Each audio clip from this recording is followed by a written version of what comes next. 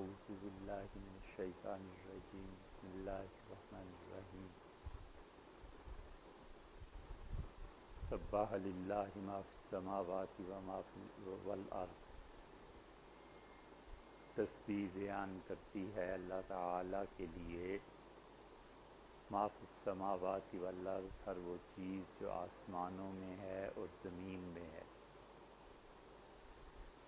وَهُوَ الْعَزِيزُ الْحَكِيمُ، اور اللہ کی ذات غالب ہے، حکمت والی ہے۔ لَهُ مُلْكُ السَّمَاوَاتِ وَالْأَرْضِ، اسی کے لیے بادشاہت ہے آسمانوں میں اور زمین میں۔ یحیی، وہ زندہ کرتا ہے، وہ یمیت، اور موت دیتا ہے۔ وَهُوَ عَلَى كُلِّ شَيْءٍ قَدِيرٌ، اور اللہ کی ذات ہر چیز پر قدرت رکھتی ہے۔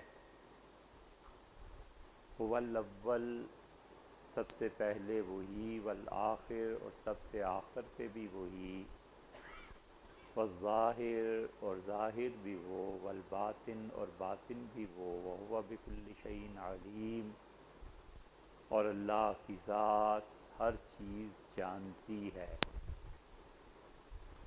هو الذی خلق السماوات، اللہ ہی ہے جس نے آسمانوں کو پیدا کیا، والارض، اور زمین کو، فی ستۃ ایام، 6 زمانوں میں، ثم استوی، پھر وہ غالب ہوا، توجہ فرمائی، علی العرش، عرش کی طرف، یعلم ما یلج فی الارض، اور وہ جانتا ہے جو چیز زمین میں گھستی ہے، وما یخرج منہا، اور جو چیز زمین سے نکلتی ہے، وما ینزل من السماء، اور اللہ کی ذات جانتی ہے جو چیز من السماء، آسمان سے نازل ہوتی ہے اوپر سے، وما یخرج فیہا، اور وما یعرج فیہا، اور اس کی ذات جانتی ہے جو چیز اوپر کو اٹھتی ہے،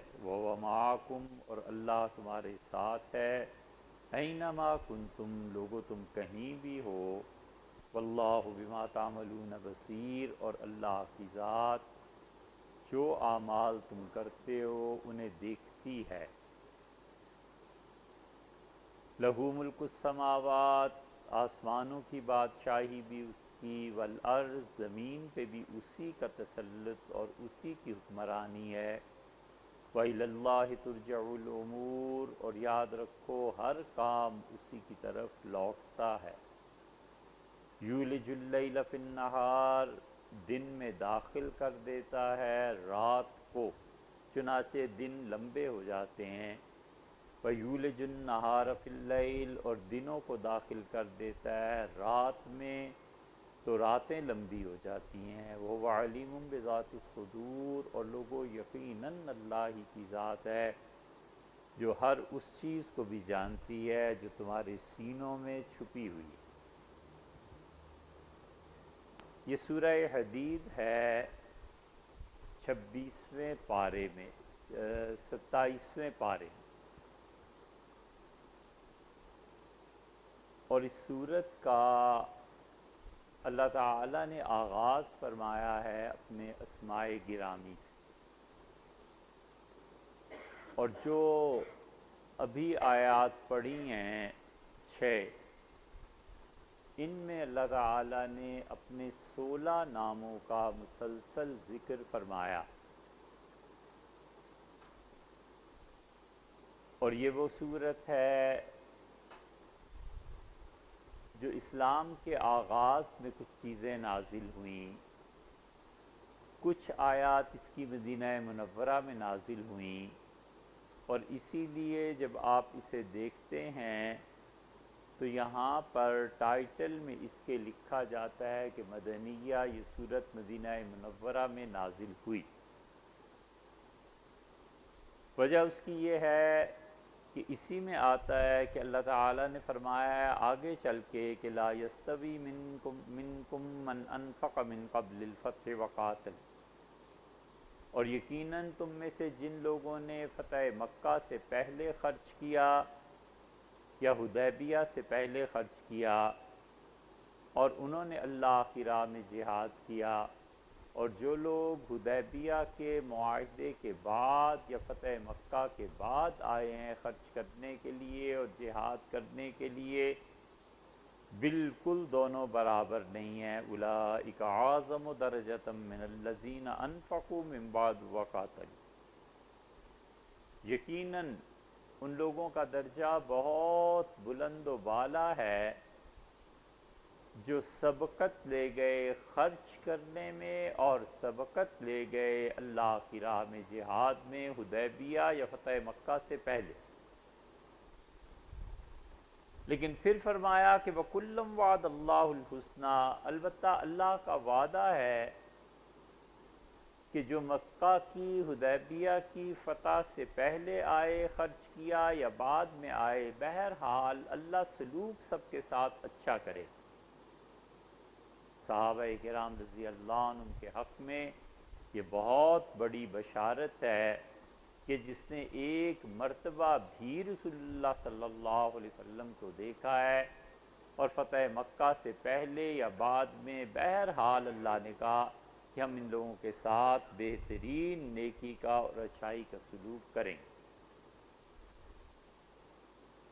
اس لیے اس سورہ مبارکہ میں کچھ آیات مدنی بھی، وگرنہ یہ مکہ کے فتح ہونے کی اور حدیبیہ کی بات مکہ میں کہاں تھی؟ یہ دلیل ہے اس کی کہ اس سورت کی کچھ آیات مدینہ منورہ میں نازل ہوئی ہیں یا غالب حصہ، اور کچھ آیات مکہ مکرمہ میں نازل ہوئی۔ اس لیے اللہ تعالیٰ نے دونوں چیزوں کا ذکر فرمایا، اور یہ مکہ مکرمہ میں جو آیات نازل ہوئی ہیں، مثلاً یہ پہلی آیات مکہ مکرمہ میں نازل ہوئی ہیں، اور اس کی دلیل یہ ہے کہ اس سورہ حدید کی یہی وہ آیات ہیں جو حضرت عمر رضی اللہ عنہ کے اسلام لانے کا سبب بنی۔ سیدنا عمر رضی اللہ عنہ جب اسے سنا، اللہ کی طاقت، غلبہ، علم، رعب، اور پھر 16 اللہ کے نام مسلسل، تو ان کا دل پسیج گیا، ڈہ پڑے، اور ان پہ جب اس پہ پہنچی ہیں ان کی ہمشیرہ ان آیات کو پڑھنے کے بعد کہ اللہ نے کہا آمنوا باللہ ورسولہ، ایمان لاؤ اللہ اور اس کے رسول صلی اللہ علیہ وسلم پہ، سیدنا عمر رضی اللہ عنہ رو پڑے اور خاموشی سے اٹھ کے چلے گئے۔ زوردار اتنی چیزیں ہیں کہ آدمی اگر ان آیات کو سمجھتا ہو اور اللہ کی ان اسماء کی قوت کو جانتا ہو تو بالکل گنگ رہ جاتا۔ اسی لیے عبداللہ ابن عباس رضی اللہ عنہما نے کہا کہ اللہ کا اسم اعظم یہی ان 16 ناموں میں کہیں، اور اس کی یہ خصوصیت ہے کہ یہ سورہ مبارکہ تمام مسبحات کی آغاز کی پہلی سورت۔ قرآن کریم میں کچھ صورتیں ایسی ہیں جو سبح للہ، یسبح للہ اس سے شروع ہوتی ہیں، جو اللہ کی تسبیح سے شروع ہوتی ہیں، اور رسول اللہ صلی اللہ علیہ وسلم فرماتے تھے کہ ان تمام صورتوں میں ایک آیت ایسی ہے جو 1000 آیتوں کے برابر ہے، یا تو یہ فرمایا کہ اپنے وزن میں 1000 آیات کے برابر ہے، یا یہ فرمایا کہ 1000 آیات پڑھنے کا ثواب ایک طرف اور اس آیت کو پڑھنے کا ثواب ایک طرف۔ اور کچھ لوگوں کا خیال یہ ہے کہ یہ وَهُوَ الْأَوَّلُ وَالْآخِرُ وَالظَّاهِرُ وَالْبَاطِنُ وَهُوَ بِكُلِّ شَيْءٍ عَلِيمٌ، یہ وہ آیت مبارکہ ہے جو اتنی زبردست ہے کہ اس کو 1000 آیات کے برابر کہا، اور یہی وہ چیز ہے۔ یہاں آپ دیکھتے ہیں سبح للہ، آگے چل کے سورہ جمعہ وغیرہ میں دیکھیں وہاں بھی ایسے الفاظ آتے ہیں، اس سے آگے چلے جائیں سبح اسم ربک الاعلی۔ یہ ساری صورتیں جو ہیں یہ سب سبح سے جو شروع ہوتی ہیں، انہیں ہم نے الگ بھی رکھ کر دیا ہے ترجمے کے ساتھ اپنی کتاب قرآنی صورتیں، اور آیات جو رات کو سونے سے پہلے پڑھنی چاہیے۔ رسول اللہ صلی اللہ علیہ وسلم ان صورتوں کو سونے سے پہلے پڑھتے تھے، اور ان سب کا آغاز اللہ کی تسبیح سے ہوتا ہے، اور اسی پہ فرماتے تھے کہ اس میں ایک آیت ایسی ہے جو 1000 آیات کے برابر ہے۔ اللہ تعالیٰ نے اس کو شروع کیا اپنی تسبیح سے، اور اس کا نام متعین ہوا سورہ حدید۔ حدید اس لیے کہا گیا کہ حد اصل میں عربی زبان میں اس چیز کو کہتے ہیں جو دو کے درمیان فرق پیدا کرے۔ حد الدار، گھر کی حدود، کیونکہ وہ دوسرے گھر سے اس کو جدا اور ممتاز کر دیتی ہیں۔ زمین کی ایک حد ہوتی ہے، اور زمین کی حد اسے دوسری زمین سے ممتاز کر دیتی ہے، الگ کر دیتی ہے۔ حد کو بھی حد اسی لیے کہا جاتا ہے کہ وہ روکتی ہے، الگ کرتی ہے ایک آدمی کو جس نے جرم کیا ہے، اور اس آدمی سے جس نے جرم نہیں کیا۔ شراب کی حد ہے، حد اس کو اسی لیے کہا جاتا ہے کہ وہ متعین کر دیتی ہے کہ اس شخص نے ایسا جرم کیا ہے کہ قانونی طور پر اس کو سزا ملے گی، اور باقی لوگوں نے یہ جرم نہیں کیا، اس لیے حد کو اسی لیے حد کہا جاتا ہے رجل محدود۔ اور اب اس شخص کو کہتے تھے جو بد نصیب ہو، معاذ اللہ بدقسمت ہو، کہ وہ سب سے الگ ہو جاتا ہے، اس کی قسمت ہی الگ ہو جاتی ہے، تو اس لیے اس معنی میں رجل محدود کہتے تھے۔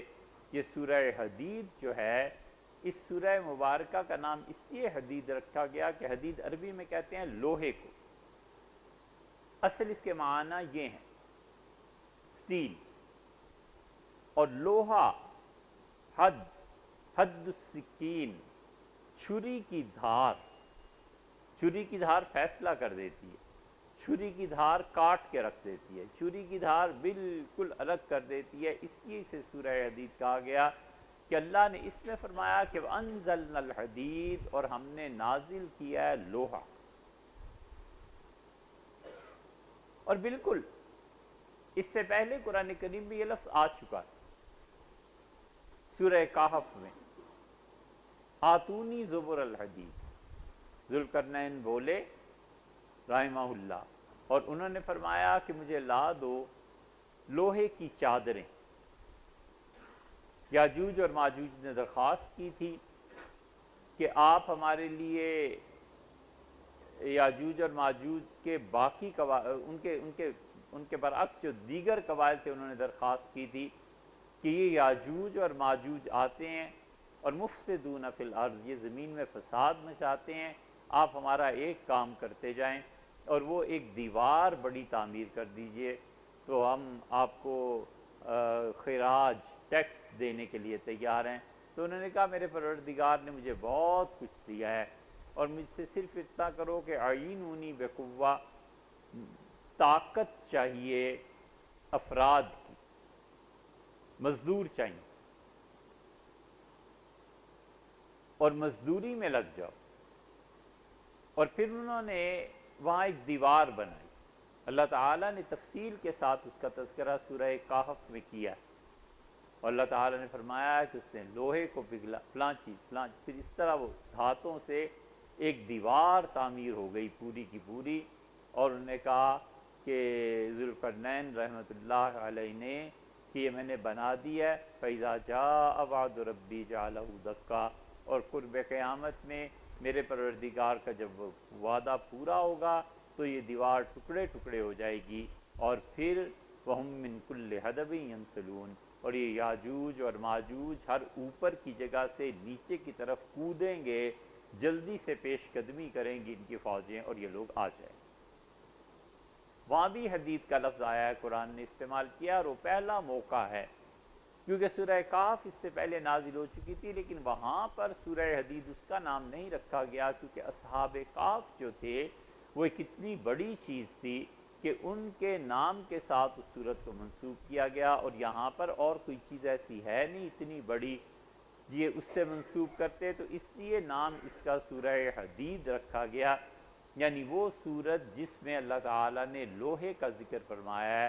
اللہ تعالیٰ نے کئی چیزوں کے متعلق کہا ہے کہ ہم نے نازل کی، مثلا لباس کے متعلق کہا کہ ہم نے نازل کیا، حدید اور لوہے کے متعلق کہا اللہ نے کہ لوہے کو ہم نے نازل کیا، فیہ بأس شدید، اور لوہے میں لوگو شدید قوت ہے، طاقت ہے، جنگ کا سامان ہے۔ وہ آیت اپنی جگہ پہ آ جائے۔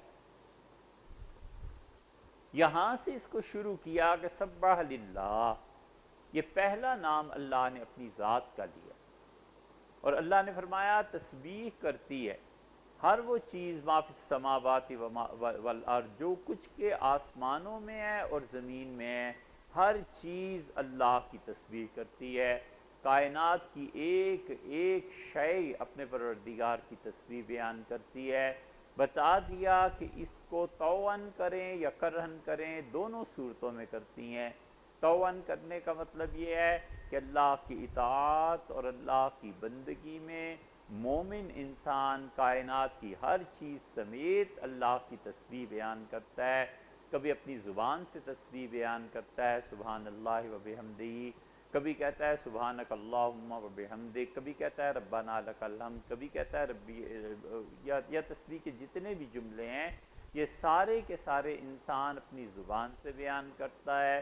اسی طرح اس کائنات کی ایک ایک چیز خدا دوسری جگہ پہ کہتا ہے کہ اللہ کی تسبیح بیان کرتے ہیں، اور پھر اللہ فرماتا ہے کہ وَإِن مِّن شَيْءٍ إِلَّا يُسَبِّحُ بِحَمْدِهِ، اس کائنات میں کوئی چیز ایسی نہیں ہے جو ہماری ایسی تسبیح بیان نہ کرتی ہو جس میں ہماری حمد رچی ہوئی ہے، بسی ہوئی ہے، لیکن مسئلہ یہ ہے کہ وَلَٰكِن لَّا تَفْقَهُونَ تَسْبِيحَهُمْ، تم ان کی تسبیح کو سمجھ نہیں سکتے۔ ایک ہے زبان سے بیان کرنا، کائنات کی ہر چیز کر رہی سوائے اس کے جو اللہ کا منکر ہے، سوائے اس کے جو خدا کو سرے سے مانتا ہی نہیں، اور ایک ہے کہ خود اس کا وجود اللہ کی تسبیح بیان کر رہا ہے، کہ جو اس وجود کو دیکھتا ہے بے اختیار پکار اٹھتا ہے کہ سبحان اللہ، کیا چیز۔ نیاگرا کی فالز آپ دیکھیں، حیران ہوتا ہے آدمی کہ پانی اور اتنی بڑی مقدار میں اور کیسے بہہ رہا ہے، اور مسلسل صدیوں سے بہہ رہا ہے۔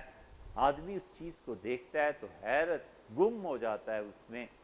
ہمالیہ کو دیکھیں، ریگستان دیکھیں، اس کائنات کی ایک ایک چیز اپنی بناوٹ میں اللہ کے ہونے کی دلیل ہے اور تسبیح بیان کر رہی ہے۔ یہ وہ چیز ہے کہ یہ زبان سے نہیں ہے بلکہ اس کا وجود خود تسبیح ہے، اور لوگ اسے دیکھ کے اللہ کی تسبیح بیان کرتے ہیں۔ دوسرے معنی اس کے یہ، تیسرے معنی بھی، اور تیسرے معنی یہ ہیں اس کے کہ تکوینی طور پر کافر بھی اللہ کی تسبیح بیان کر رہا ہے۔ وہ اس طرح کہ اللہ نے کافر کے دل کو لگا دیا، دھڑکتے رہو، کافر چاہے یا نہ چاہے دل نے دھڑک نہیں۔ اللہ تعالیٰ نے کافر کی ایک صورت پیدا کر دی، وہ ہزار کوشش کر لے اپنی صورت کو تبدیل نہیں کر سکتا، کیسے کرے؟ فنگر پرنٹس ہیں، جینز ہیں، کسی کا بیٹا اللہ نے اسے بنا دیا ہے۔ کافر ہزار مرتبہ کوشش کرے کہ اپنے باپ کو بدلے، اب بدل کیسے سکتا ہے؟ کوئی صورت اس کی ممکن نہیں۔ اس لیے ایک تسبیح ہے جو انسان اپنے اختیار سے بیان کرتا ہے، اور ایک تسبیح وہ ہے جس نظام کے تحت وہ جی رہا ہے اور مجبور ہے اور کچھ نہیں کر سکتا۔ وہ جو تسبیح کرہن ہے، کرہن کا مطلب ہے دباؤ سے، کرہن کا مطلب ہے جبر سے، کرہن کا مطلب ہے طاقت سے۔ اللہ نے اپنی طاقت سے ہر چیز کو ایک شیپ دے دی، ایک نسب دے دیا، کچھ بھی دے دیا، اب اس کو تبدیل کر ہی نہیں سکتا۔ تو اس معنی میں تو کافر بھی اللہ کی تسبیح بیان کرتا۔ دماغ کو سوچنے پہ اللہ نے لگا دیا کافر کے، دماغ کبھی بھی کھانا نہیں کھا سکتا۔ زبان کو بولنے پہ لگا دیا تو زبان دیکھ نہیں سکتی۔ الا ھذا القیاس، اللہ تعالیٰ کا ایک نظام ہے، اور یہ جو کرہن کا نظام ہے، کرہن کا نظام ہے، اسی کو اللہ نے فرمایا کہ ہم نے آسمان اور زمین کو پیدا کیا، اور ہم نے کہا کہ تم ہماری بندگی میں آؤ گے، ہماری بہت سی تفسیریں ہیں اس کی، ہم خلافت کا بوجھ ڈالنا چاہتے ہیں، اس کو مانو گے؟ جب خلافت کا تذکرہ آیا تو انہوں نے نہایت ادب سے درخواست کی کہ یہ بوجھ ہم پہ نہ ڈالیں،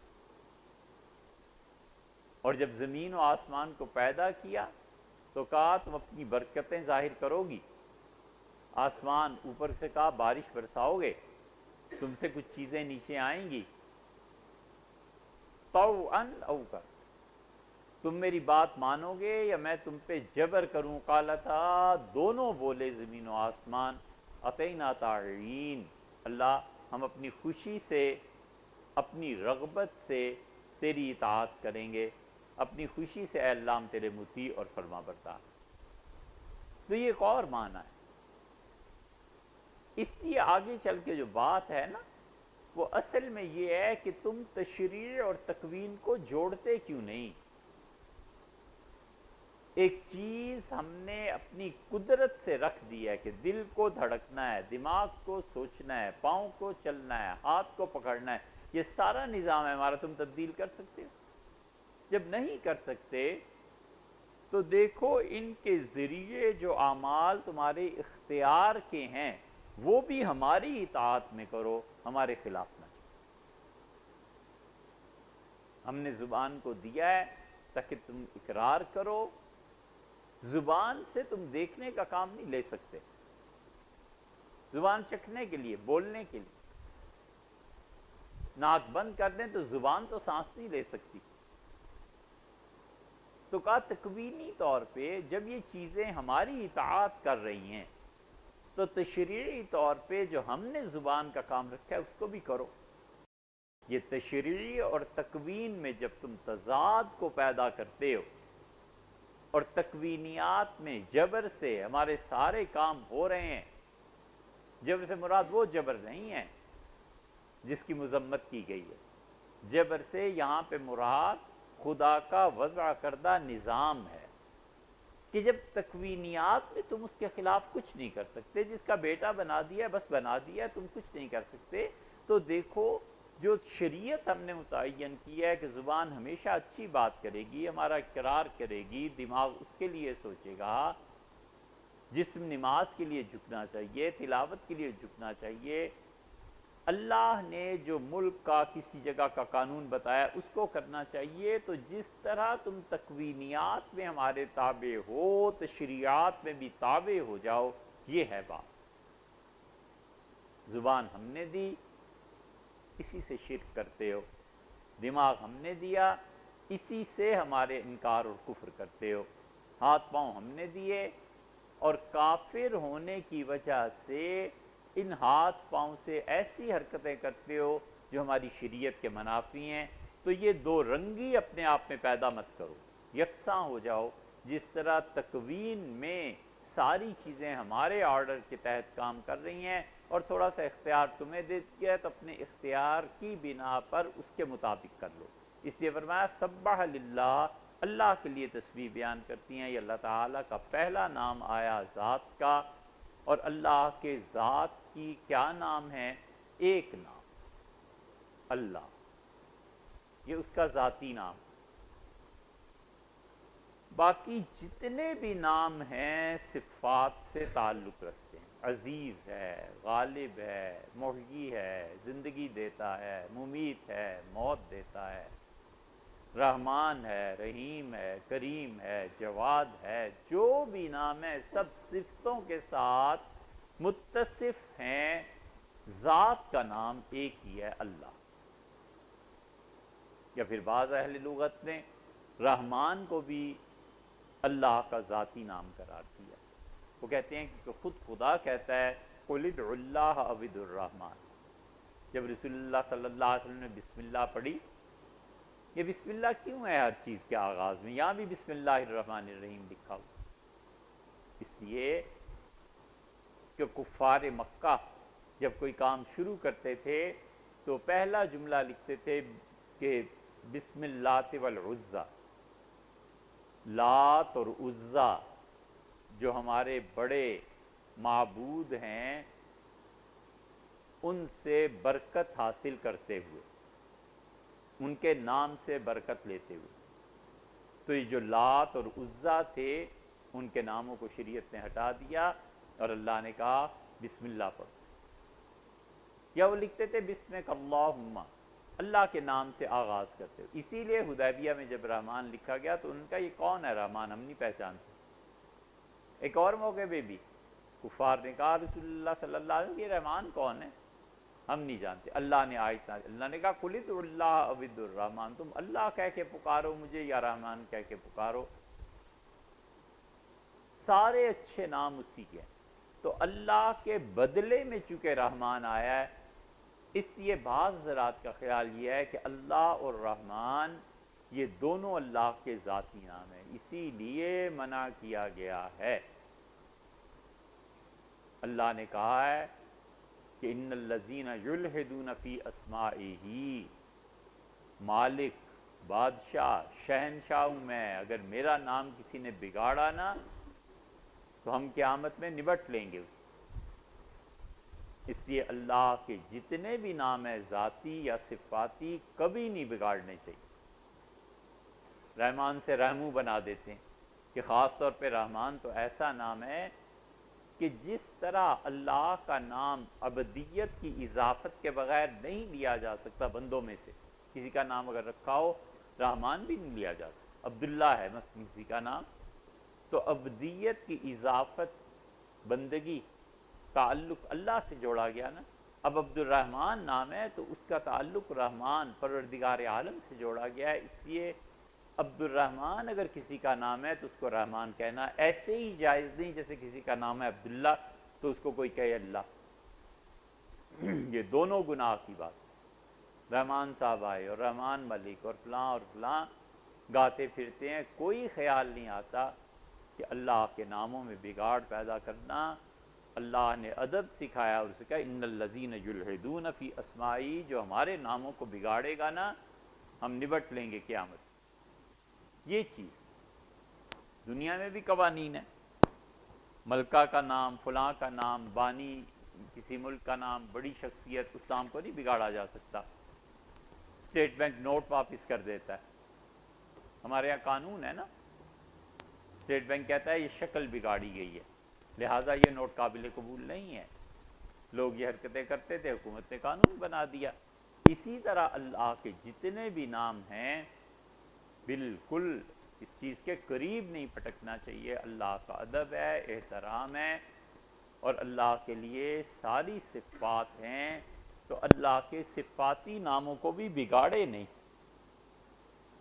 رحیم نام ہے، رحیمو، کہ بہت سی صورتیں ایسی ہیں معاذ اللہ. اللہ تعالیٰ نے پہلا اپنا ذاتی نام دیا، کہا سبح للہ ما فی السماوات والارض. اللہ ہی کی تسبیح اور پاکیزگی بیان کرتی ہے ہر وہ چیز جو آسمانوں میں ہے اور زمین میں. زمین و آسمان کی ہر چیز کا تسبیح بیان کرنا یہ اشارہ اور تنبیہ ہے اس کی طرف کہ ساری کائنات میری تسبیح بیان کر رہی ہے. اللہ کہتا ہے ہم نے پہاڑوں کی طرف حکم نازل کیا اور ہم نے کہا کہ داؤد علیہ السلام، ڈیوڈ، اللہ نے کہا کہ داؤد جب ہماری تسبیح بیان کریں یا جبال اوبی معہ والطیر، ہم نے پرندوں کو کہا کہ داؤد کی آواز میں آواز ملا کر زبور کو پڑھو، میری تسبیح بیان کرو. اب بھی زبور میں آپ اگر پڑھیں گے تو قرآن کی آیات ہیں. زبور پڑھ کے ایک مقام تو ایسا ہے کہ بالکل قرآنی آیت کا گویا وہ ترجمہ ہی ہے. زبور میں اللہ کی بڑی تسبیح ہے، اوامر و نواہی نہیں ہے. یہ نہیں ہے کہ یہ کرو اور یہ نہ کرو، بس اللہ کی تسبیح ہے. پہاڑوں کو حکم دیا کہ داؤد کی زبان میں مل کے میری تسبیح. چنانچہ سے داؤد علیہ السلام جب زبور پڑھتے تھے تو پرندے پرے لگا لیتے تھے اور پہاڑوں سے آواز اٹھتی تھی، گونجتی تھی، ایک سما پیدا ہو جاتا تھا، اور اسی لیے اتنی خوبصورت آواز تھی حضرت داؤد علیہ السلام کی کہ رسول اللہ صلی اللہ علیہ وسلم نے ابو موسیٰ اشعری رضی اللہ عنہ کو قرآن پڑھتے سنا رات، گھر پہ تھے، فرمایا یہ کون قرآن پڑھ رہا ہے؟ آواز ایسی زبردست تھی کہ رسول اللہ صلی اللہ علیہ وسلم بستر چھوڑ کے مسجد نبوی میں آئے سننے کے، اور کھڑے ہو کے سنتے رہے، پھر واپس تشریف لے گئے۔ اگلے دن ابو موسیٰ رضی اللہ عنہ سے کہا کہ ابو موسیٰ، داؤد علیہ السلام کی آواز کی تعریف سنی تھی، اللہ نے تو تمہیں اس کی آواز سے حصہ دیا، میں رات آیا تھا ایسے اور ایسے۔ تو انہوں نے کہا اللہ کے رسول، پتا ہوتا کہ جناب والا سماعت فرما رہے ہیں، تلاوت سن رہے ہیں، تو میں تو اور سنوار کے قرآن کو پڑھتا۔ اس حدیث میں بڑا نکتہ ہے، اس حدیث میں یہ نکتہ ہے کہ کام صرف اللہ ہی کے لیے نہیں ہوتے۔ جن لوگوں کو ہر چیز میں شرک کا سوجتا ہے نا، کہ شرک ہو گیا اور شرک ہو گیا، یہاں ابو موسیٰ رضی اللہ عنہ کا جملہ کہ اگر جناب والا سن رہے تھے تو میں تو اور سنوار کے پڑھتا، یہ شرک کیوں نہ ہوا؟ یہ شرک کیوں نہ ہوا؟ حضور صلی اللہ علیہ وسلم نے تجدید ایمان کا حکم فرمایا تھا۔ اس سے پتہ چلتا ہے کہ آدمی کچھ کام اللہ کے لیے کرتا ہے، حضور صلی اللہ علیہ وسلم کے لیے کرتا ہے، کسی چھوٹے بڑے کے لیے کرتا ہے، اپنے والدین کے لیے کرتا ہے، اپنے مشائخ کے لیے کرتا ہے، علماء کے لیے کرتا ہے۔ ہر چیز پہ اندھا دھند شرک کا فتویٰ لگانا، یہ ہے وہابیت جہاں سے شروع ہوتی ہے۔ کوئی چیز ایسی نہیں ہے جو کفر، شرک اور بدعت کے دائرے میں انہوں نے اس کو گریز کیا ہو، ہر چیز خراب، ہر چیز خراب، یہ حال۔ اس لیے رسول اللہ صلی اللہ علیہ وسلم لوگ ان کی خوشی کے لیے اعمال کرتے تھے، کوئی شرک نہیں تھا۔ یہ کہ حضور اقدس صلی اللہ علیہ وسلم کی خوشی خود اللہ کی خوشی ہے۔ بات یہ ہے کہ عبادت کے طور پہ کرے تو تب بات ہے نا، عبادت تھوڑی ہی ہے۔ کوئی والدہ کے لیے بستر بچھا دیتا ہے، کوئی پنکھا چلا دیتا ہے، کوئی اے سی لگا دیتا ہے، کہتا ہے نہیں بڑی گرمی ہوتی ہے، آپ کے کمرے میں الگ سے اے سی ہونا چاہیے، تو یہ کوئی عبادت تھوڑا ہی کر رہا ہے، اس معنی میں کہ اللہ کا شریک تھوڑا ہی ٹھہرا رہا ہے، وہ عبادت اور نوع کی ہے، نیکی کا عمل کر رہا ہے اس کے لیے۔ کیسے شرک ہو سکتا ہے؟ حتیٰ کہ رسول اللہ صلی اللہ علیہ وسلم نے اپنی بیویوں کو بلایا، دوسری روایت میں آتا ہے، آپ نے فرمایا سنو اس کی تلاوت، دیکھو داؤد علیہ السلام جیسی آواز سے دی گئی۔ حضرت داؤد علیہ السلام خدا کی تسبیح بیان کرتے تھے، واہ! انہوں نے اپنے گھر میں، بادشاہ تھے نا، ایک کمرہ مقرر کر دیا تھا، وہ خود بیٹھتے تھے، اللہ کو یاد کرتے تھے، پھر بیٹوں کو حکم تھا کہ میرے اٹھنے سے پہلے پہلے یہاں آ جاؤ اور شروع کرو، پھر غلاموں کو حکم تھا، پھر کس کس کو حکم تھا، 24 گھنٹے اس عبادت خانے میں اللہ کی تسبیح مسلسل جاری رہتی تھی۔ اور ایک مرتبہ وقفہ آ گیا تھا، وہ سورہ صاد میں اللہ تعالیٰ نے اس کا قصہ بیان فرمایا ہے، ہمارا موضوع اس وقت نہیں۔ تو داؤد علیہ السلام پہاڑ ان کے ساتھ مل کے اللہ کی تسبیح بیان کرتے تھے، اس لیے اللہ تعالیٰ نے فرمایا ساری کائنات میری تسبیح بیان کر رہی ہے، غافل انسان تو کیوں نہیں کرتا؟ تم کدھر جا رہے؟ تم بھی اس ساری کائنات کے ساتھ چلو اور میری تسبیح بیان کرو۔ سبح عربی زبان میں کہتے ہیں تیرنے کو، تیرنے کے ذریعے، تیراکی کے ذریعے، سوئمنگ کے ذریعے انسان اپنے جسم کو پاک کرتا ہے۔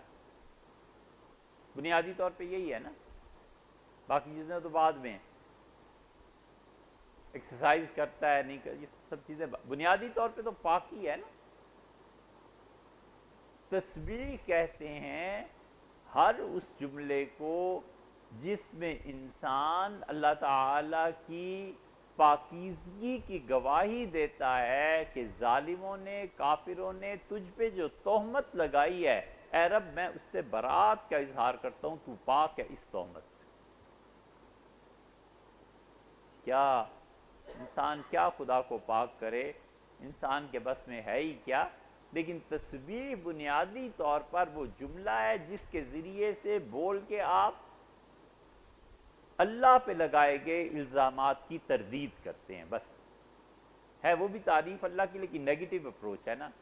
اللہ تیرا کوئی شریک نہیں ہے، اے رب تو عاجز نہیں ہے، اے پروردگار تجھ میں کوئی عیب نہیں ہے، تو نیگیٹولی گئے نا، گئے تو تعریف پہ ہی لیکن نیگیٹو سائیڈ آ گئی، اس لیے اس کو تسبیح کرتے ہیں۔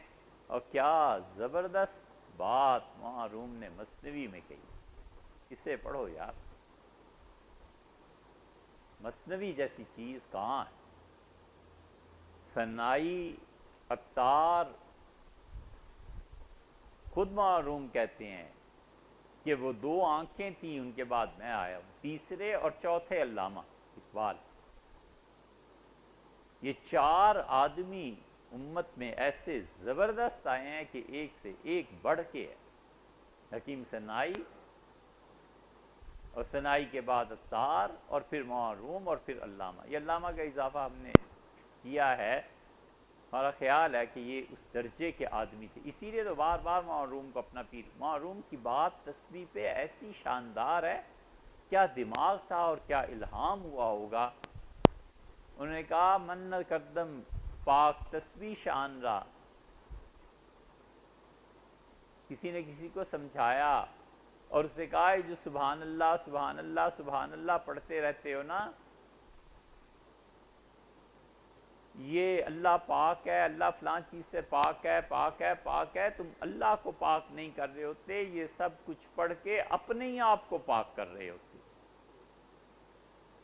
من نہ کردم خلق تاسودے کو، میں نے لوگوں کو اس لیے پیدا نہیں کیا کہ میرا کوئی نقصان تھا، میری مملکت سلطنت کوئی تباہ ہو رہی تھی، بلکہ تابر بندگاں جودے کنم، ہم نے چاہا کہ ہم اظہار کریں کہ جواد کون ہے، سخی کون ہے، ہم تمہیں بتائیں کہ شہنشاہیت کیا ہوتی ہے۔ من نہ کردم خلق تاسودے کنم بلکہ تابر بندگاں جودے کنم، من نہ کردم پاک تسبیح شان را، تمہاری یہ تسبیحاں پڑھنا مجھے کوئی پاک نہیں کرتا، مجھے تمہاری تسبیحوں سے کوئی غرض نہیں ہے، یہ پڑھ کے اپنے ہی آپ کو پاک کر رہے ہوتے ہو، میرا کیا پاکیزگی کا تصور ہے تمہارے، تم تصور بھی نہیں کر سکتے ہم اتنے پاک۔ یہ وہ چیز، آدمی جب اس مقام تک پہنچتا ہے تو پھر اللہ تعالی کی علو شان بلندی وہ گھیر لیتی، اس لیے فرمایا ہم بالکل پاک، تحمید اس کے مقابلے میں آ جاتا ہے ہم، یعنی اللہ کی صفات کا اقرار کرنا، پازیٹیو سائڈ، اللہ آپ ایسے اچھے ہیں، اے رب تو علیم ہے، اے رب تو لوگوں کو رزق دیتا ہے، اے پروردگار تو لوگوں کی تقدیر بناتا ہے، اے پروردگار تو بادشاہ ہے، اور ایسا اور ایسا، تو نیگیٹو اور پازیٹیو ہے، وہ بھی تحمید لیکن نیگیٹو ہے، یہ تحمید اللہ کی لیکن پازیٹیو، یہ دونوں جب مل جاتی ہیں یہ ہے اصل چیز جس سے اللہ خوش ہوتا ہے اور راضی ہوتا ہے۔ اسی لیے کہتا ہے کہ دونوں فرشتوں نے کیا کہا، انہوں نے کہا سبحانک اللہم و بحمدک، اے پروردگار آپ نماز کا آغاز کرتے ہیں سبحانک اللہم و بحمدک، حضور صلی اللہ علیہ وسلم نے فرمایا سبحان اللہ و بحمدی سبحان اللہ العظیم، یہ دو جملے ہیں اور تمہارے لیے اعمال کے وزن کو جہاں ہوگا بھر دینے کو کافی، اس لیے اللہ کی یہ تسبیح کثرت سے کرنی چاہیے، خاص طور پہ عصر اور مغرب کی نماز کے درمیان، اور صبح صادق میں تہجد سے لے کے فجر تک اللہ کی یہ تسبیح بیان کرنی چاہیے، اور صبح تو ایک اور چیز بھی ملانی چاہیے، اس میں استغفار ہے، کیونکہ اللہ کہتا ہے والمستغفرین بالاسحار، اور میرے بندے تو وہ ہیں جو صبح صادق سے پہلے مجھ سے اپنی خطاؤں کی معافی مانگتے ہیں۔ یہ سبحان اللہ و بحمدہ فرشتوں کی تسبیح ہے، فرشتے اسے پڑھتے ہیں۔ فرشتے کیسے زندہ رہتے ہیں، ان کی غذا کیا ہے؟ ہماری غذا کھانا ہے نا، فرشتوں کی غذا کلام ہے، یہ ہے وہ تسبیح۔ رسول اللہ صلی اللہ علیہ وسلم، تم نہیں پڑھتے جو فرشتے تسبیح پڑھتے ہیں؟ عرض کیا گیا کیا؟ یہ فرمایا یہ پڑھا۔ اس لیے اس کو بہت ترجیح حاصل ہے کہ دونوں کو ملایا جائے، تسبیح کو بھی اور تحمید کو بھی۔ اس لیے جتنے جملے سبحانک اللہم و بحمدی، سبحان اللہ و بحمدی وغیرہ وغیرہ، ان کو پڑھنے چاہیے۔ ہم نے اپنی کتاب جو ہے یہ ریزہ الماس، اس میں ان جملوں کو حدیث سے نکال کے الگ کر دیا ہے، آپ اسے پڑھیے۔ آپ دیکھیے کن کن مواقع پہ رسول اللہ صلی اللہ علیہ وسلم نے اللہ کی تسبیح اور حمد دونوں چیزوں کو ملا دیا ہے، پازیٹیو سائڈ سے بھی اور نیگیٹو سائڈ سے بھی، دونوں چیزیں، اور اللہ اس سے بڑا خوش ہوتا ہے، اللہ اس سے بہت راضی ہوتا ہے۔ اور رزق کی تنگی میں یہ تسبیح کام دیتی ہے۔ جاب نہ مل رہی ہو نا اور رزق کی تنگی ہو، جتنا زیادہ اسے پڑھے گا اتنا ہی اچھا اثر رہے گا۔ دلیل اس کی کیا ہے؟ دلیل اس کی یہ ہے کہ رسول اللہ صلی اللہ علیہ وسلم نے قرب قیامت کے متعلق کہا کہ وقت آئے گا ایسا کہ تم ایک قلعے میں بند ہو جاؤ گے، وہاں جو لوگ ہوں گے عیسیٰ علیہ السلام اور ان کے دوست دجال کے مقابلے، آپ نے کہا بند ہو جاؤ گے قلعے میں، اور اس زمانے میں اس وقت میں گائے کا جو سر ہوگا، بیل کا سر، سری جو بیل کی ہوگی، فرمایا اس کی قیمت اس وقت میں 200 دینار، 200 تولے سونا ہو جائے گی، اتنا قحط پڑے گا، اور کھانے کو کچھ ملے گا نہیں۔ تو عرض کیا گیا اللہ کے رسول تو لوگ مر نہیں جائیں گے؟ فرمایا نہیں، وہ سبحان اللہ و بحمدہ ہی پڑھتے رہیں گے، اور جو فرشتوں کو غذا اللہ دیتا ہے طاقت انہیں بھی ملتی رہے گی۔ اب تو کوئی مسئلہ ہی نہیں رہا کہ انرجی کن کن چیزوں سے کنورژن ہو جاتی ہے، کہ اب تو لوگوں کو آسان ہو گیا سمجھنا۔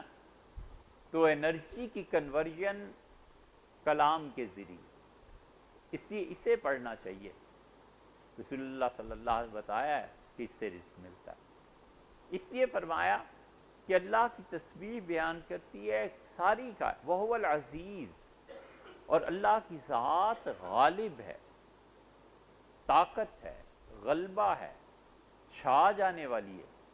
کوئی ایسا نہیں ہے، یہ دوسرا نام اللہ کا آ گیا عزیز، 16 نام گننے ہم نے، یہ دیکھیے دوسرا نام آ گیا، فرمایا وَهُوَ الْعَزِيزُ، اور اللہ کی ذات غالب ہے۔ کیسی غالب ہے؟ کائنات کا کوئی ایک ذرہ اس کے اجازت کے بغیر ہل نہیں سکتا، اور کائنات میں مکمل تصرف اس کا ہے۔ اللہ تعالیٰ نے بیک وقت یہاں پر 2 باتیں بیان کر دیں، ایک یہ بیان کر دیا کہ تم غافل ہو، ساری کائنات میری تسبیح بیان کر رہی ہے، ہر کوئی مشغول ہے میری تسبیح بیان کرنے میں، اور دوسری طرف اہل ایمان کی اللہ نے تائید بھی کر دی کہ ہاں تم ایمان والے جو میری تسبیح بیان کرتے رہتے ہو نا، کائنات میں جو میری ایک حکم ہے اس کے مطابق تم چل رہے ہو، تم ان کی حوصلہ افزائی کی اور غافل کو تنبیہ کی، اور اس کے ساتھ ساتھ دوسری بات اپنی بے نیازی کا اظہار کر دیا کہ اگر تم نہیں کرو گے تو کیا ہو گیا، باقی کائنات تھوڑی۔ اسی لیے وہ کہتا ہے وَمَا يَعْلَمُ جُنُودَ رَبِّكَ إِلَّا هُوَ، اور تیرے پروردگار کی فوج میں اتنے لشکر ہیں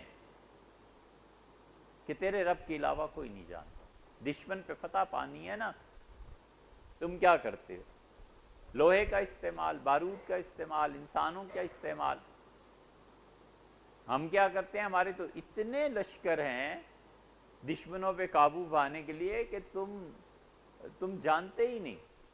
پانی ہمارا لشکر ہے، فرعون کو ڈبو دیا، ہوا ہمارا لشکر ہے، عاد و سمود کو تباہی پھر گئی، یہ مٹی ہمارا لشکر ہے، اس کے پتھر بنوائے فرشتوں سے اور مروایا اللہ نے ان لوگوں کو جو زمین میں فساد مچا رہے تھے۔ کوئی ایک لشکر ہے اللہ کہتا ہے میرے اتنی فوج ہے، اتنے لشکر ہیں، تم نہیں جانتے، ہم جس چیز کو چاہیں استعمال کریں، بے نیاز ذات ہے، تم تسبیح نہ کرو گے تو کیا ہمارا کچھ بھی نہیں، اس لیے بے نیازی کا اظہار۔ دوسرا لفظ اپنا نام استعمال فرمایا، ارشاد فرمایا کہ وہ العزیز، اور اللہ کی ذات غالب ہے، الحکیم، بڑی حکمت والا۔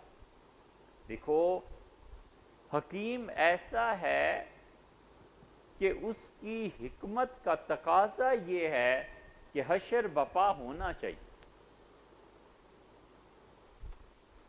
اگر اس کے اختیار میں ہے کہ نافرمانوں کو سزا دے تو دیتا کیوں نہیں؟ اس لیے کہ اس کی حکمت جاری و ساری ہے۔ کہتا ہے دیکھ رہا ہوں، آ جائے گا وقت جب ان سب ظالموں کو ہم سزا دیں گے۔ ایک ہے کہ اس کی قدرت ہی نہیں ہے، تو قدرت نہیں ہے تو یہ اس کی عزت اور احترام کے خلاف ہے کہ کیسا بادشاہ، کیسا شہنشاہ ہے کہ مخلوق خدا اس کی بغاوت کرتی چلی جا رہی ہے اور اس پہ قابو ہی نہیں پاتا۔ ایک ہے کہ ہونے کے باوجود اب تک بپا کیوں نہیں ہوا، الحکیم، ہماری بڑی حکمتیں ہیں، تم نہیں جانتے کس کام کو کس وقت ہونا ہے، کس انسان کو کیا دینا ہے، کیا چیز اسے مل گئی تو وہ برباد ہو جائے گا اور کیا چیز نہ ملی تو برباد ہو۔ بولو بسط اللہ الرزق لعبادہ، اور اگر اللہ رزق کے خزانے کھول دیتا اپنی مخلوق کے لیے، لبغاؤ، تو یہ سب کافر ہو جاتے، سب اپنی عاقبتیں برباد کر لیتے، آخرت برباد کر لیتے۔ اس لیے یہ نہیں ہے کہ قدرت نہیں ہے، وہ العزیز، پوری قدرت رکھتا ہے کہ اس قیامت سے پہلے قیامتیں آ جائیں، الحکیم، لیکن اس کی حکمت یہ ہے کہ چلنے دو، اس نے چاہا کہ اس کا اظہار۔ تیسرا نام آ گیا حکیم۔ چوتھے نام کو دیکھیے، مالک ہے، لہو ملک السماوات والارض، آسمانوں کا مالک، بادشاہ، اور زمین کا وہی ہے۔ آسمانوں میں اس کی بادشاہت ایسی ہے کہ حضرت رسالت پناہ صلی اللہ علیہ وسلم نے معراج کا تذکرہ فرمایا، اور فرمایا کہ میں معراج میں جب گیا تو آسمانوں میں ایک چپا 4 انگلیوں کے برابر بھی ایسی جگہ نہیں تھی جہاں کوئی نہ کوئی فرشتہ اللہ کے سامنے عبادت نہ کر رہا۔ صفوں کی صفیں تھیں رکوع میں، اور صفوں کی صفیں تھیں سجدے میں، اور کچھ کھڑے تھے قیام میں۔ یہ قیام جو ہے نا، یہ کھڑا ہونا اللہ کی عبادت میں سب سے افضل۔ ایک ہے سجدہ، ایک ہے رکوع، ایک ہے لیٹ کے اللہ کی تسبیح بیان کرنا، ایک ہے کھڑا ہونا۔ یہ کھڑا ہونا جو ہے نا سب سے بڑی چیز۔ اسی لیے اللہ نے کہا قوموا للہ قانتین، لوگوں کھڑے ہو جاؤ، کھڑے ہو کے اللہ کی عبادت کرو۔ اور اسی لیے جو قیام ہے نا، یہ رمضان میں راتوں کو کھڑے ہو کے اللہ کی عبادت کرنا، اللہ تعالیٰ توفیق اور طاقت دے، عمر بھر کھڑا رہے اللہ کے سامنے۔ ادب، اتنا ادب تھا لوگوں میں۔ سعید ابن مسیب رحمۃ اللہ علیہ، سعید رحمۃ اللہ علیہ اتنے بڑے آدمی تھے، امام احمد ابن حنبل رحمۃ اللہ علیہ نے کہا کہ مدینہ منورہ میں ان سے بہتر تابعی کوئی نہیں تھا۔ حدیث کی کوئی کتاب ایسی نہیں جہاں سعید رحمۃ اللہ علیہ کا نام نہ ہو۔ مدینہ منورہ ہی کے تو رہنے والے تھے۔ تو اس لیے سینکڑوں صحابہ کرام رضی اللہ عنہم کی زیارت۔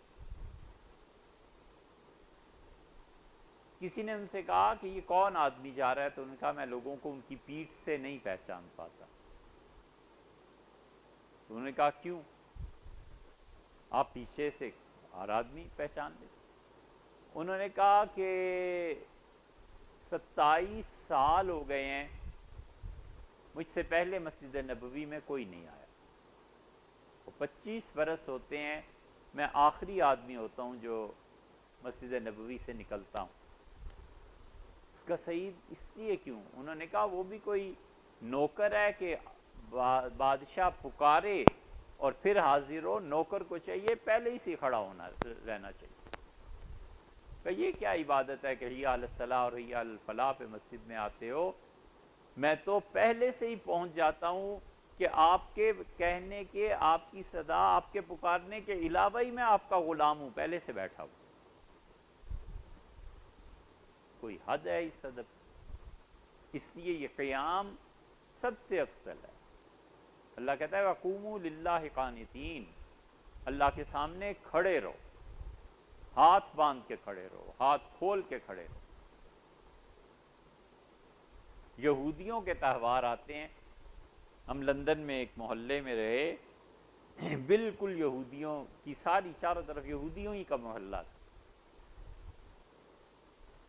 تو ایک دوست تھے، ان کے یہاں قیام تھا. دسمبر جنوری کی اتنی طویل سردی، آدمی سو سو کے بھی تھک جاتا ہے. پردہ ہٹاتے تھے، سامنے یہودی لڑکے لڑکیاں 20 22 25 سال کی عمریں عبادت کر رہے ہوتے تھے خدا. اور حیرت ہوتی تھی، رشک آتا تھا، 7 گھنٹے کھڑے ہو کے خدا کی عبادت. ہم نے گھڑی دیکھی، 6 گھنٹے کھڑے ہو کے. وہ یہودیوں کی جو نماز ہوتی ہے وہ ہلتے رہتے ہیں، ایسے ہلتے رہتے ہیں.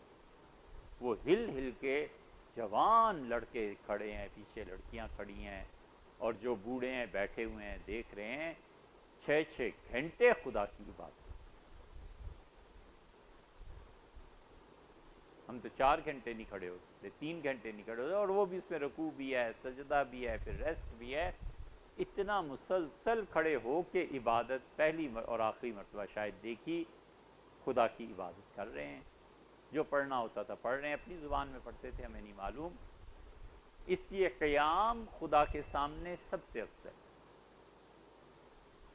حتیٰ کہ سجدے سے بھی افضل حنفیہ نے قیام کو مانا. اس لیے کہ اللہ کا حکم ہے قوموا للہ قانتین، کھڑے رہو میرے حضور، ہاتھ باندھ کے کھڑے رہو ادب کے ساتھ. گرمی ہے، نہیں ہاتھ بندھ سکتے، اللہ جانتا ہے، چھوڑ دو ہاتھ، یہ بھی عبادت ہے، کھڑے رہو. اسی لیے جو قنوت ہے نا، یہ قنوت میں حنفیہ کے تینوں اقوال ہیں. امام ابو حنیفہ رحمۃ اللہ علیہ کہتے ہیں دعائے قنوت میں ہاتھ باندھ کے کھڑا ہو. امام ابو یوسف رحمۃ اللہ علیہ فرماتے ہیں دعا کے لیے ہاتھ لمبے اٹھا دے، یہ جیسے حرمین شریفین میں کرتے ہیں. اور امام محمد رحمۃ اللہ علیہ کہتے ہیں ہاتھ کھلے چھوڑ. تینوں حنفیہ ہی کے قول. لیکن قیام سب سے زیادہ اسے ترجیح دی گئی ہے کہ اللہ کے لیے کھڑے. اسی لیے قیام فرض ہے.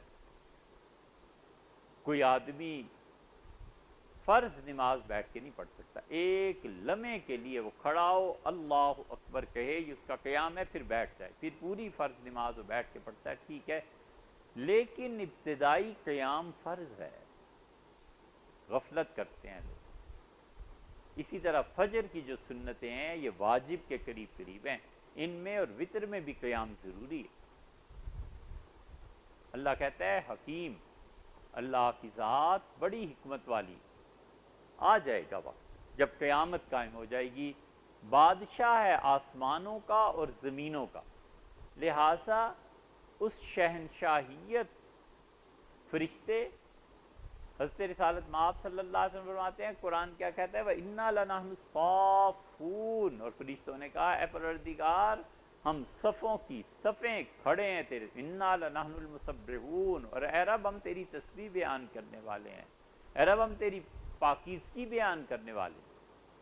فرشتوں نے اپنی نیاز مندی کا اظہار کیا.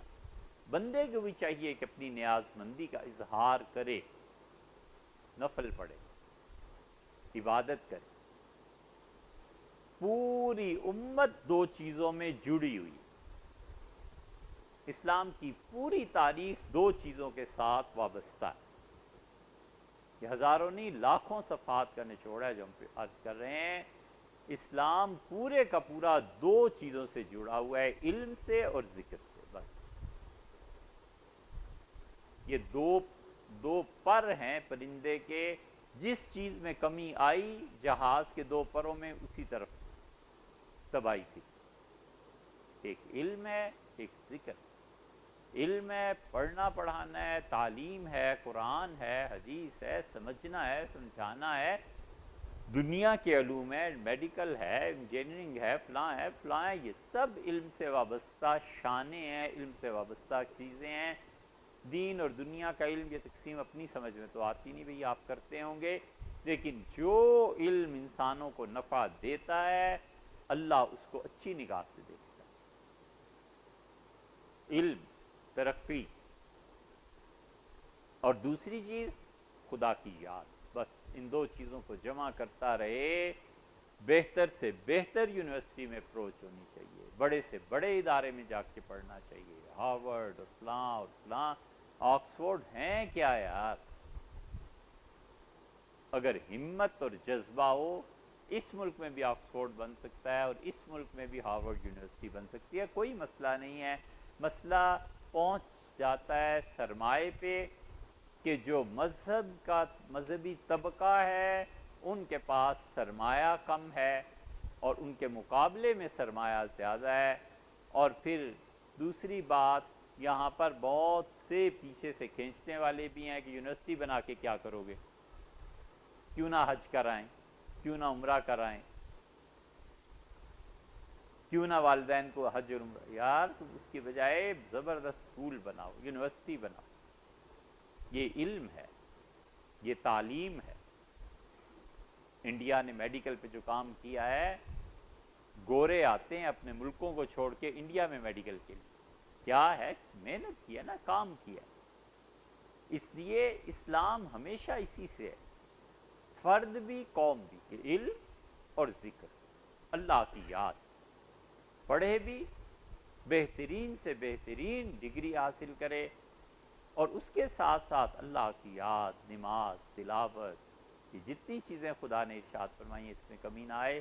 اللہ کہتا ہے لہو ملک السماوات والارض، آسمانوں میں اس کی بادشاہت۔ حضور صلی اللہ علیہ وسلم کو اللہ نے دکھائی تھی وہ اپنی بادشاہت، اور بھی دکھائی تھی کسی کو۔ اللہ تعالیٰ نے فرمایا کذالک نری ابراہیم، ہم نے ابراہیم کو دکھائیں چیزیں۔ ملکوت السماوات، آسمانوں میں اپنی بادشاہیاں دکھائیں کہ ہماری ریاستیں دیکھو، آسمان میں رنگ ہمارے دیکھو، والارض، اور زمین، اس کائنات کے اسرار سے اسے آگاہ کیا کہ ابراہیم یہ جو کائنات میں ہو رہا ہے نا یہ کیا ہے۔ ایسے ہی خیال میں آتا ہے، غلط ہو تو اللہ معاف کرے، کہ ایک ذرے کی حقیقت، ایٹم، ایک ذرہ ہی تو ہے، انسانوں پہ کھلی ہے اور کیا کچھ ہوا ہے۔ اس کائنات کے اسرار جن دلوں پہ کھلتے ہوں گے اور خدا جن کا ظرف اتنا بڑا بناتا ہوگا، ان کا علم کتنا گہرا ہوگا، ان کی معرفت خدا کی کتنی بڑی ہو، وہ خدا کو کس درجے پہ پہچانتے ہوں۔ بچہ باپ کو نہیں پہچانتا، باپ گودی میں لے لیتا ہے، وہ ناپاک کر دیتا ہے اسے، ماں کے بال بھی پکڑ لیتا ہے۔ پھر جتنا شعور اور ادراک بڑھتا ہے فاصلہ ہو جاتا ہے، پھر حتیٰ کہ عمر کا وہ حصہ جہاں ادب تعظیم کی وجہ سے بولتا بھی نہیں، شعور کی بلندی ہے نا، ادراک کی بلندی ہے۔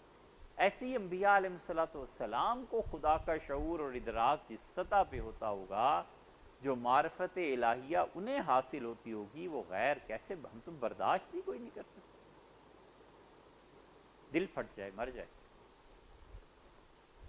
یہ وہ معنی ہے جو حضرت علیہ السلام نے فرمائے کہ میں وہ دیکھتا ہوں جو تم نہیں دیکھتے، اور میں وہ جانتا ہوں جو تم نہیں جانتے۔ اگر تم جاننے لگو جو مجھے پتا ہے تو تم اپنے مردوں کو دفن کرنا چھوڑ دو، بستر بھول جاؤ، جنگلوں میں تم چلے جاؤ۔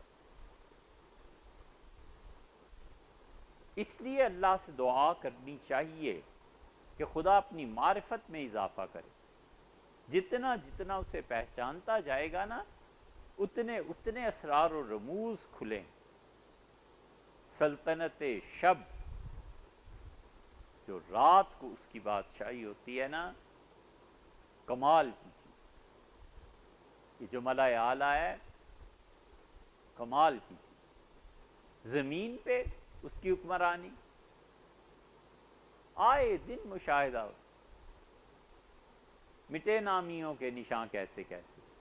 اللہ ہی کی ذات ہے جسے بقا حاصل ہے، باقی کچھ نہیں، سب فنا ہی فنا ہے۔ یحیی، پانچواں نام اللہ کا آ گیا، وہ زندہ کرتا ہے، زندگی دیتا ہے۔ محیی، محیی اور ممیت یہ اللہ کے ناموں میں سے۔ زندگی عنایت فرماتا ہے، موت دے دیتا ہے۔ زندگی اور موت اس کے قبضے میں ہے، اور یہ کائنات میں اس نے نظام رکھا ہے۔ اسی لیے وہ کہتا ہے کہ لا یستاخرون ساعتا، جو موت کا ہم نے وقت مقرر کر دیا ہے نا، ایک سیکنڈ اس سے آگے کوئی نہیں جا سکتا۔ ولا یستاخرون، اور نہ کوئی ایک سیکنڈ پہلے آ سکتا، طے شدہ ہے۔ اور تقدیر بدل دیتا ہے۔ موت آئی ہوئی پھر جاتی، فرشتے آئے ہوئے واپس چلے جاتے۔ حضرت رسالت مآب صلی اللہ علیہ وسلم نے فرمایا کہ موت کے فرشتے آ گئے، 17 آدمیوں کا بیان کیا ہے۔ اس دن رسول اللہ صلی اللہ علیہ وسلم نے فجر کی نماز پڑھائی اور لوگ دیکھنے لگے کہ کہیں سورج تو طلوع نہیں ہوگا، جلدی جلدی پڑھائی۔ صحابہ رضی اللہ عنہم کھڑے تھے کہ آج ہو کیا گیا ہے، فجر کے لیے تشریف آوری نہیں ہوئی، اور آپ آئے اور جلدی جلدی نماز پڑھائی۔ اور آپ نے کہا کہ میں نے تہجد پڑھی تھی، پھر اس کے بعد میں بیٹھا اور مجھے اونگ آ گئی، اور پھر میں سو گیا، اور اس اونگ میں نے یہ خواب دیکھا۔ نبی علیہ الصلوۃ والسلام کا تو خواب بھی وہی ہوتا ہے۔ پھر بیان فرمایا، اور 17 آدمیوں کے متعلق ایک جگہ اور ایک جگہ غالباً 19 کے متعلق بیان فرمایا، اور کہا میں نے یہ چیزیں دیکھی ہیں۔ اس میں فرمایا کہ موت کے فرشتے آ گئے، اور قریب تھا کہ اس کی جان لے جاتے۔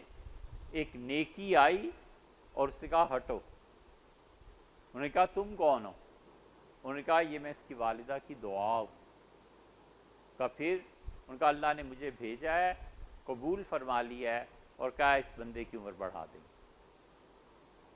کوئی ٹھکانہ ہے قدرت، اختیار، زندگی اور موت کا، کہ آئی ہوئی موت ٹل جائے اور ٹلا دیں اور لمبی عمر کر دیں؟ کوئی حد ہے؟ اس سے آدم علیہ السلام دکھایا گیا، یہ ہیں تمہارے بیٹے جنہیں نبوت دیں گے۔ ایک بڑا روشن چمکتا ہوا دیا، نور ہی نور۔ انگلی رکھ کے کہا اللہ یہ میرا بیٹا کون ہے؟ کہا داؤد۔ بہت خوش ہوئے حضرت داؤد علیہ السلام سے۔ آپ کو پتہ ہے حضرت داؤد علیہ السلام واحد آدمی ہیں، اللہ کا نبی، جس کو اللہ نے کہا ہے انا جعلناک خلیفۃ فی الارض، داؤد میں نے تمہیں زمین میں اپنا خلیفہ مقرر کیا۔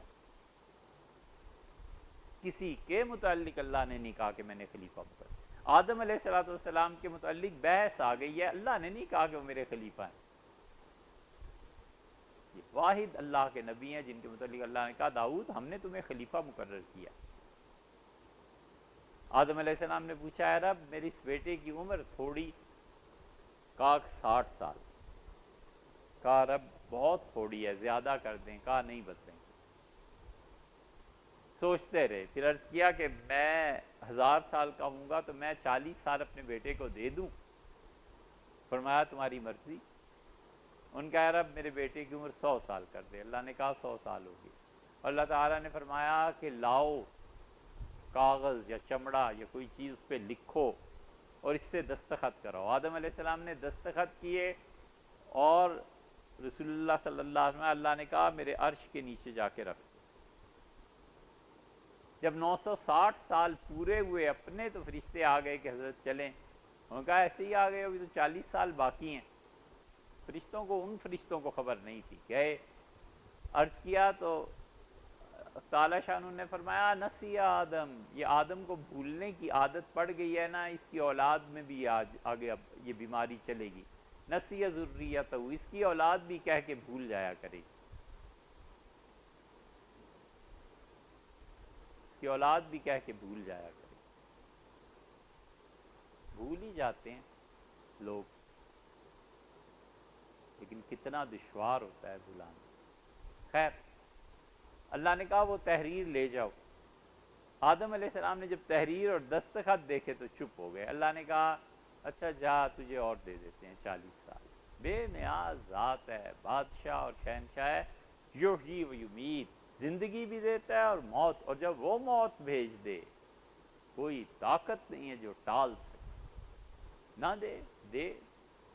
وَهُوَ عَلَى كُلِّ شَيْءٍ قَدِيرٌ، یمیت آ گیا چھٹا نام. وَهُوَ عَلَى كُلِّ شَيْءٍ قَدِيرٌ، اور وہ ہر چیز پر قدرت رکھتا ہے. یہ 7واں نام اللہ کا آ گیا. ہر چیز پہ اس کی قدرت جاری و ساری. اس کی قدرت اتنی وسیع ہے کہ ہے یہ علم کلام کا مسئلہ اور بیان بڑا مشکل ہے، اس کا سمجھنا بھی بڑا دشوار ہے. اس کی قدرت غالب ہے کہ ماضی کو بدل دے. اس کے تصرفات اتنے ہیں کہ وہ چاہے تو ماضی کو بدل دے. اسی معنی میں کر کے حضور صلی اللہ علیہ وسلم نے فرمایا لوگو اللہ سے دعا مانگتے رہنا، اور اللہ سے دعا مانگنا تمہیں ان چیزوں میں بھی حادثات اور ان چیزوں میں بھی کام آئے گا جو تمہارے ماضی میں گزر گئی. ماضی میں دکھ ہے، غم ہے، تکلیف ہے، پریشانی ہے، تمہارا دعا کرتے رہو تمہارے ماضی میں بھی کام آئیں. بڑی مشکل حدیث ہے، لیکن یہ جو ٹائم ہے نا، یہ وقت اپنے اندر چیزوں کو لیتا رہتا ہے، اور اس ٹائم پہ غلبہ پانا، آدمی وقت پہ غالب ہو جائے، اس کا کوئی طریقہ نہیں. اس کا صرف ایک طریقہ ہے، اگر کوئی آدمی وقت کے مطابق وہ دعائیں مانگتا رہے جو رسول اللہ صلی اللہ علیہ وسلم نے مانگی ہیں، تو وقت پہ قابو پا لے. کھانے کا ایک وقت ہے، وقت گزر جاتا ہے. یہ علم کلام کے بڑے پیچیدہ مسائل میں سے. جو آدمی کھانے کے موقع پہ کھانے کی دعا مانگ لیتا ہے نا، بسم اللہ پڑھ لیتا ہے مثلا، یا کوئی افطار کیا، اس کے بعد اس نے دعا کی، یہ سب چیزیں ٹائم پہ کنٹرولنگ اتھارٹی انسان بن جاتا ہے. حضور اقدس صلی اللہ علیہ وسلم کی ان دعاؤں کا زبردست اثر یہ ہے کہ ٹائم انسان کے تابع ہو جاتا ہے. یہ وہ چیز ہے جس پہ اب تک فلسفہ اور سائنس کوئی قابو نہیں پا سکا. مثلا افطار کیا، یہ افطار کی جو دعا ہے نا، اللہم انی لک صمت، اللہ میں نے آپ کے لیے روزہ رکھا اور آپ کے رزق پہ افطار کیا، یہ افطار کرنے کے بعد ہے. لوگ پہلے مانگ لیتے ہیں، پہلے یہ دعا پڑھتے ہیں پھر کھجور اور پانی یا کوئی بھی چیز.